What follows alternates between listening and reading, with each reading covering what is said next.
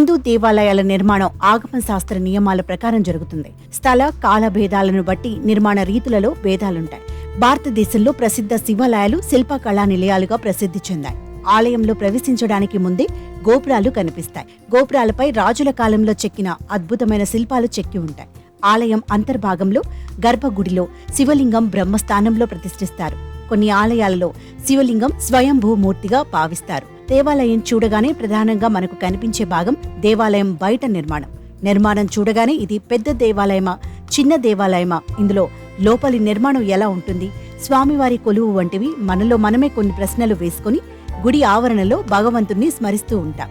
కానీ దేవాలయం లోపలి భాగంలోకి వెళ్లగానే ఏదో తెలియని మహిమ మన మనసును తృప్తి చెందిస్తుంది. గుడిలోనే దేవుడు ఉంటాడా అనేది ఒక వాదన. ఎక్కడైనా ఉంటాడు, కానీ ఆలయంకు వెళ్లడానికి కొన్ని సైంటిఫిక్ కారణాలున్నాయి. దేవాలయం అనే నిర్మాణంలోనే ఒక టెక్నాలజీ ఉంది. నిజానికి అది ఒక ల్యాబొరేటరీ, అది ఒక ఆసుపత్రి, అది ఒక పరిశోధనశాల. అన్ని కోణాలు ఉన్నాయి అందులో. ఆలయంలోని మూల విరాట్లోని అసలు శక్తి ఉంది. భూమిలో ఎక్కడైతే ఎలక్ట్రానిక్, మ్యాగ్నెటిక్ తరంగాలు కలుస్తాయో అక్కడ మూల విరాట్ ఉంటుంది. ప్రతిష్ఠించే ముందు రాగి రేకుల్ని కాల్చి ఉంచుతారు. అవి ఈ తరంగాలకు ప్రసార శక్తినిస్తాయి. అవి సోకడంతో ఆరోగ్యం సిద్ధిస్తుంది. ఇక ప్రదక్షిణలో మరో సైన్స్ ఉంది. మనం గుడి చుట్టూ క్లాక్ వైజ్ డైరెక్షన్లో తిరిగినప్పుడు ఆ తరంగాల శక్తి మన దేహానికి వస్తుంది. విశ్వశక్తిని గ్రహించి దేవతా విగ్రహంలోకి ఆహ్వానం చేయటం వల్ల పైన చెప్పిన అన్ని ప్రశ్నలకు సమాధానం దొరుకుతుందని ఈ దేవాలయ దర్శనం, ప్రదక్షిణం అందుకు పెట్టారు. పుణ్యక్షేత్రాలు ప్రధానంగా వైదిక్ ఆర్కిటెక్చర్ మీద ఆధారపడి ఉంటాయి.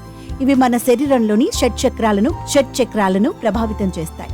మంత్రాలు మనలోని న్యూరో వైబ్రేషన్ను పెంచుతాయి. ఉదాహరణకు మనం ఒక ఫోన్ నెంబర్ గుర్తుంచుకోవాలి అంటే 6566 అలా ఒక పద్ధతిలో అమరుస్తాం. అంటే మనకు తెలియకుండానే మన న్యూరాన్లను యాక్టివేట్ చేసి డేటాని దాస్తున్నాం. అదేవిధంగా మంత్రోచ్చరణలు అక్షర నియమంతో ఒక లయను కలిగి న్యూరాన్లను ఉత్తేజపరుస్తాయి. ఇంత సైన్స్ ప్రతి ఆలయంలో ఉంటుంది. అందుకే ఇది ఒక ఆరోగ్యశాల.